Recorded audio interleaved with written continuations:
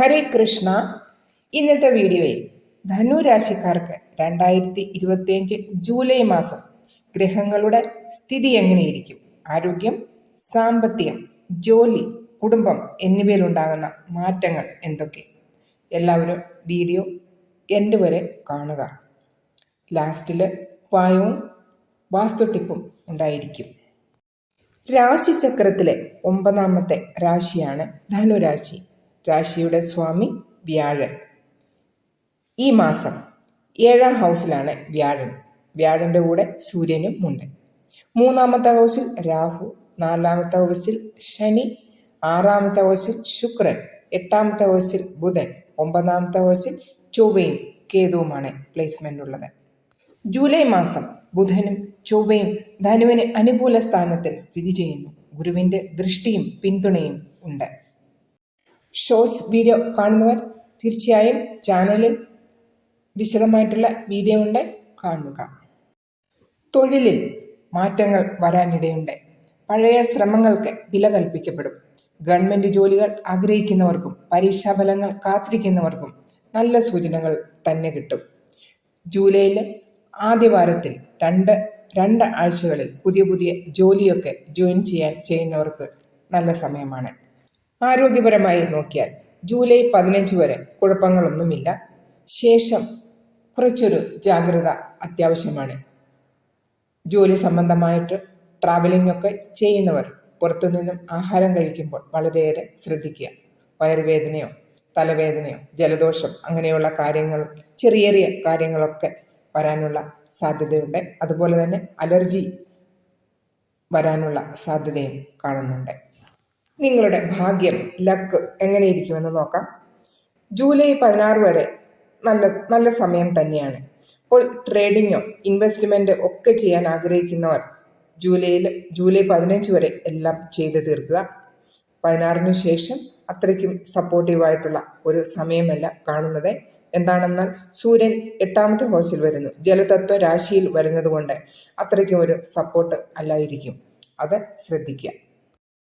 വിദ്യാഭ്യാസപരമായി വിദ്യാർത്ഥികൾക്ക് ഈ സമയം വളരെ നല്ല ഒരു സമയം തന്നെയാണ്. വിദ്യാർത്ഥികൾക്ക് സർവശ്രേഷ്ഠ സമയം എന്ന് തന്നെ പറയാം. ചൊവ്വയുടെ സ്ഥാനം വളരെ അനുയോജ്യമായിട്ടുള്ളതാണ്. ഉന്നത വിദ്യാഭ്യാസത്തിനും അഡ്മിഷനൊക്കെ എടുക്കാൻ ആഗ്രഹിക്കുന്നവർക്കും പിന്നെ എൻട്രൻസ് എക്സാമോ അങ്ങനെയുള്ള കാര്യങ്ങളൊക്കെ ചെയ്യുന്നതിന് വളരെ നല്ല സപ്പോർട്ടീവായിട്ടുള്ള സമയമാണ്. പുതിയ എന്തെങ്കിലും കോഴ്സിന് ചേരുവാൻ ആഗ്രഹിക്കുന്നവർ തീർച്ചയായിട്ടും നിങ്ങൾ ചെയ്യുക. ഒരു കാര്യം ഓർക്കേണ്ടത്, കണ്ടകശനിയുടെ സമയമാണ്. നിങ്ങൾ ചെയ്യേണ്ട ഉപായമെന്ന് പറഞ്ഞാൽ മാതാപിതാക്കളെ ശുശ്രൂഷിക്കുക. പ്രായമായ ആൾക്കാരെ, പ്രായമായ അച്ഛനും അമ്മയും വല്യച്ഛനും വല്യമ്മയും ഒക്കെ ഉള്ളവർ, അവർക്ക് അരമണിക്കൂർ അവർക്ക് വേണ്ട കാര്യങ്ങൾ അരമണിക്കൂറേലും ചെയ്തു കൊടുക്കുവാൻ നിങ്ങൾ തീർച്ചയായിട്ടും ശ്രദ്ധിക്കുക. ഇങ്ങനെ മാത്രമേ ശനിയെ നിങ്ങൾക്ക് പ്രീതിപ്പെടുത്തുവാൻ സാധിക്കുകയുള്ളൂ. ലവ് റിലേഷൻ ജൂലൈ മാസത്തിൽ വളരെ റൊമാൻറ്റിക് ആയിട്ടുള്ള സമയമെന്ന് പറയാം. നല്ല രീതിയിൽ തന്നെ പ്രശ്നങ്ങൾ ഒന്നും ഇല്ലാതെ നല്ല മ്യൂച്വൽ അണ്ടർസ്റ്റാൻഡിങ്ങോടുകൂടി തന്നെ മുന്നോട്ട് പോകുന്നതായിരിക്കും.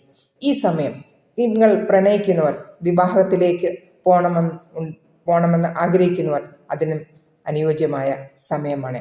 അതിനുവേണ്ടി നിങ്ങൾ ആലോചനകൾ ചെയ്യുക. ദാമ്പത്യം അത്രയ്ക്കും അനുകൂലമായ ഒരു സമയമല്ല. കൂടുതൽ ജാഗ്രത പാലിക്കേണ്ടതുണ്ട്. കുടുംബത്തിൽ ചെറിയ അഭിപ്രായ വ്യത്യാസങ്ങൾ വരാനുള്ള സാധ്യതയുണ്ട്. സംസാരിക്കുമ്പോൾ വാക്കുകളിൽ ആത്മസംയമനം വേണം. ദാമ്പത്യ സന്തോഷം നിലനിർത്തുന്നതിന് വേണ്ടി ക്ഷമയും കരുണയും തീർച്ചയായിട്ടും വേണം. ബിസിനസ് ചെയ്യുന്നവർക്ക് ജൂലൈയുടെ അവസാന വാരം നേട്ടങ്ങളൊക്കെ കിട്ടുന്നതിനുള്ള സമയമാണ്. നീണ്ട നാളത്തെ പ്രതീക്ഷകൾക്ക് തുടക്കം കുറിക്കാവുന്ന സമയം. ചിലവുകൾ ശ്രദ്ധിക്കുക. അധിക ചിലവുകൾ വരാനുള്ള സാധ്യത കാണുന്നുണ്ട്. നിങ്ങൾ ചെയ്യേണ്ട ഉപായം, സൂര്യൻ്റെ ബീജമന്ത്രം 108 പ്രാവശ്യം ജപിക്കുക. ഉദിച്ചു വരുന്ന സൂര്യനോ ഉദിച്ചതിന് 1 മണിക്കൂറിന് അകമോ നിങ്ങൾക്ക് ജല അർപ്പണം ചെയ്യുക സൂര്യന് ഡെയിലി. ഹനുമാൻ ചാലിസ ഡെയിലി പാരായണം ചെയ്യുക.